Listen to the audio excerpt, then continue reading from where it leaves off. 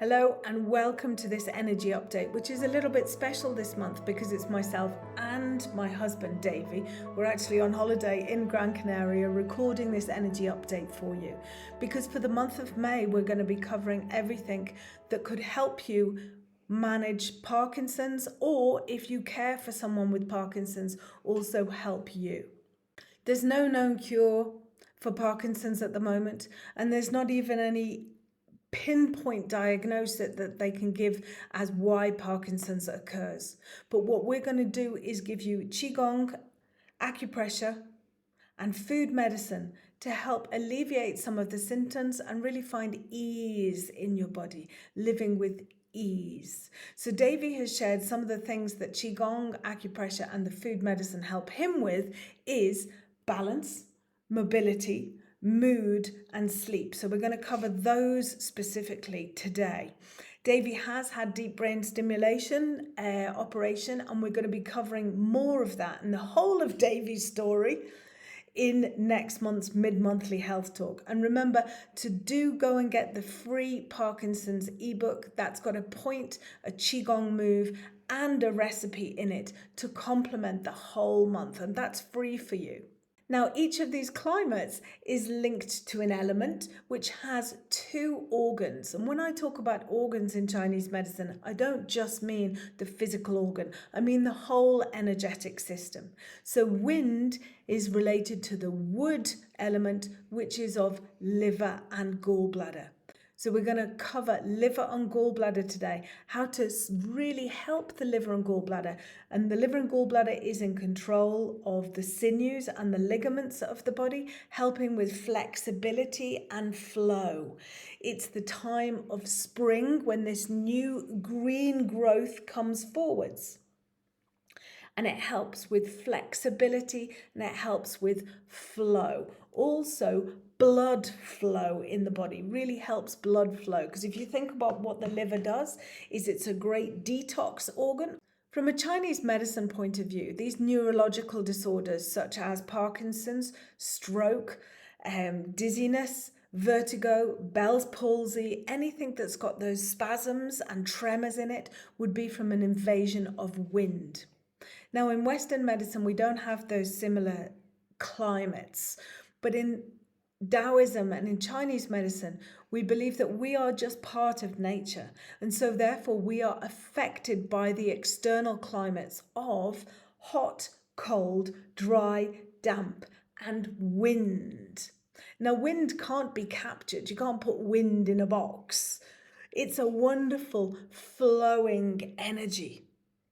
And with this flow comes ease of blood and emotions. But when wind, the pernicious wind, attacks like a demon, it can really bring the body into great chaos. Wind moves things that should really be still and calm. So we want to really work with this liver gallbladder energy, which forms under the wood element. That's what we're really going to be working on to calm the body, so it's not pushed by this pernicious wind. You might think of it like a demon coming through the body, especially tending to affect the upper areas of the body. So twitches in the face, twitches in the eyes, around the mouth, problems with the neck and the shoulders. All of what we're going to share here will help you and anybody with Parkinson's. So let's dive right in and let's talk about food.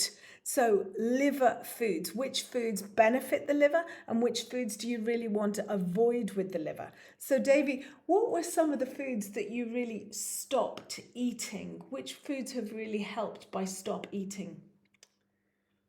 Well, I've stopped eating an awful lot of cheese. I think I was eating far too much cheese that was congesting me and increasing my cholesterol levels. What I've started eating more is more leafy green vegetables, more nuts, more seeds, just a generally very healthy, balanced diet. So those are all really good for the liver. So the liver, the color for the liver is greeny yellow. So if you've got problems with the liver, you will often see people with a greeny yellow tinge to them.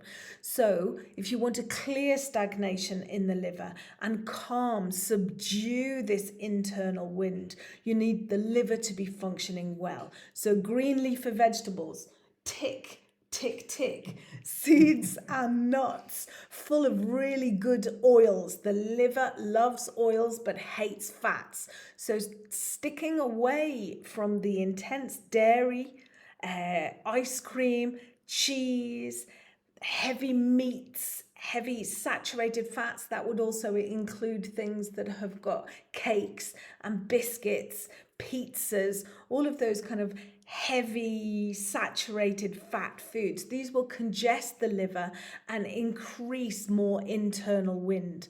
So Davy, great. I know that you find it tricky to avoid the cheese. You're a big cheeseaholic. Yeah. Love a good bit of cheese.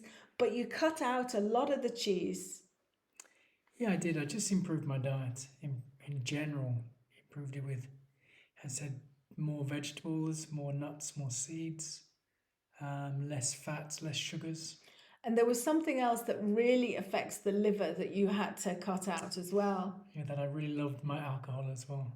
But if I drank too much, I just couldn't move properly.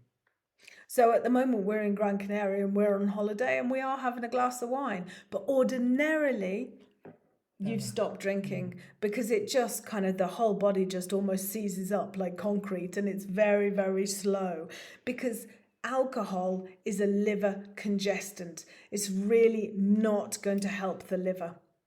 And the same also as the medications. Medications are often seen as cooling the liver, and this cooling also stops the blood flow through the liver. And I know for Parkinson's, before you had your operation, you had to take a lot of strong meds. Well, the medication was very frequent, 5 times a day. So that's been quite a pleasure not to have to do that. I'm not saying that you shouldn't take medication, but just in my case, at the moment, I don't have to take it because I have my device in my chest that zaps my brain in such a way that it makes me feel good enough not to take the medication. Yeah, it's more constant. And we will talk about that and be open for questions about that if there's anything you want to know about that in this month's mid-monthly health talk.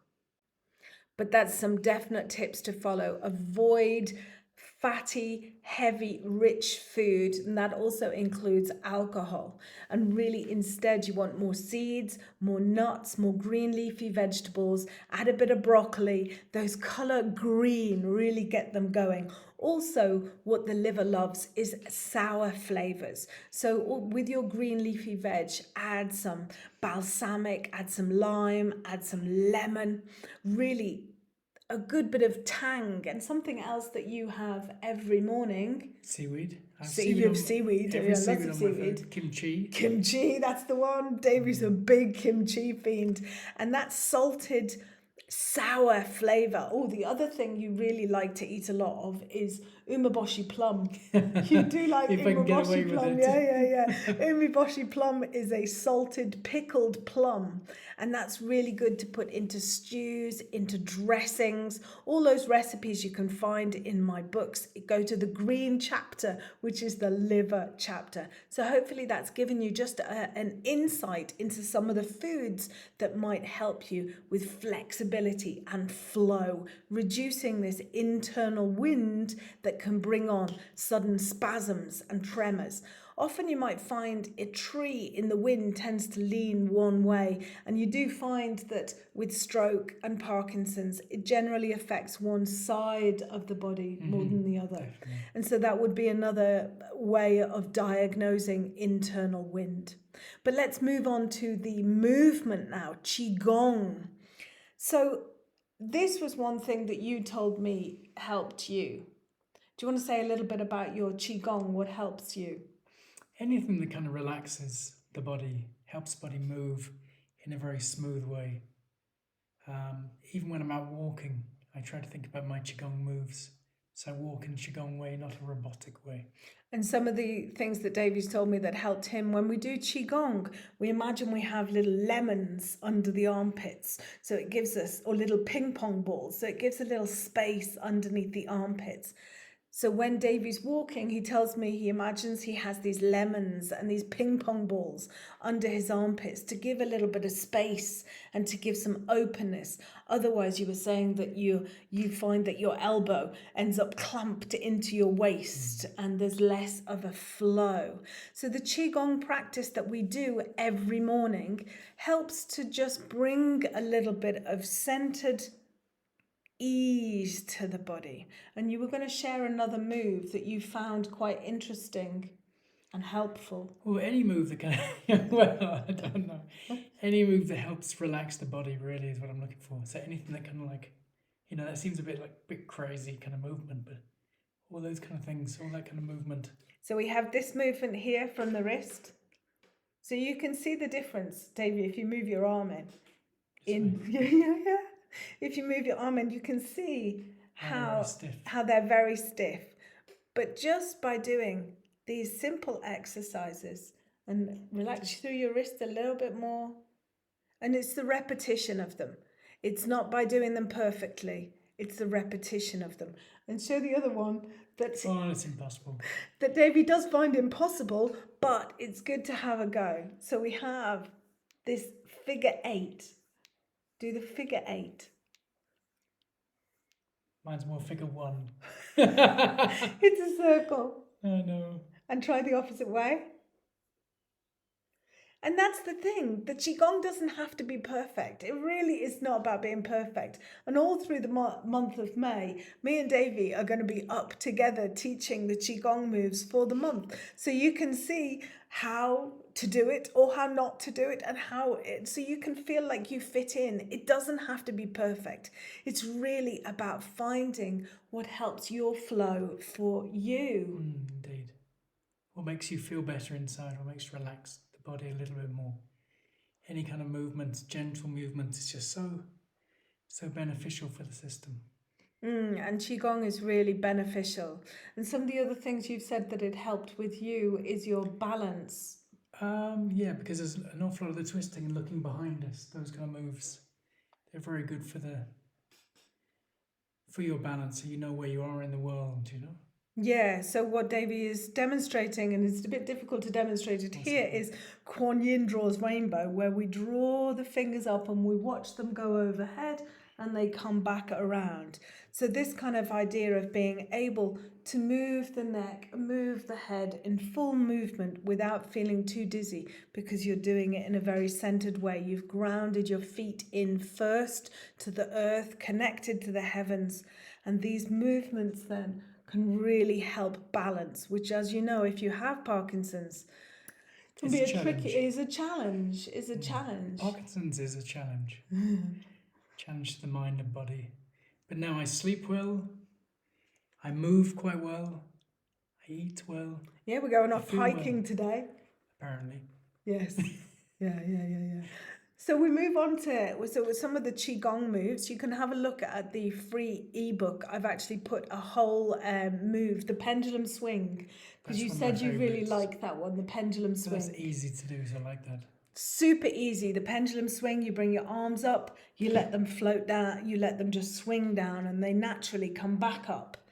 And it's just a really good one to get the blood and the energy moving. So do check out the free mini ebook for that pendulum swing, the full move. And then we go into the Qigong. And I was asking Davy, because unfortunately Davy never thinks he gets enough acupressure. We're not moving into Qigong. He never thinks he gets enough acupressure or enough shiatsu anyway. And I was like, which of the points work best for you? And interestingly, Davy just said, just touch, all touch, gentle, loving touch. So what really works quite nicely is, Davy, if you turn around, you can do this. If you're a caregiver, you can do this for somebody. So just to come down the back and all the way down the spine, just a stroke from the top of the head down through the spine. top of the head, all down through the spine. Either side of the spine is the bladder meridian linked to the kidney, and that, oh, we've gone a bit blurry, there you go, don't worry, and that will help to regulate the nervous system. We also have a great point at the top of the head. You can just find the occipital ridge there, and just at that hollow, you can just hold the point there.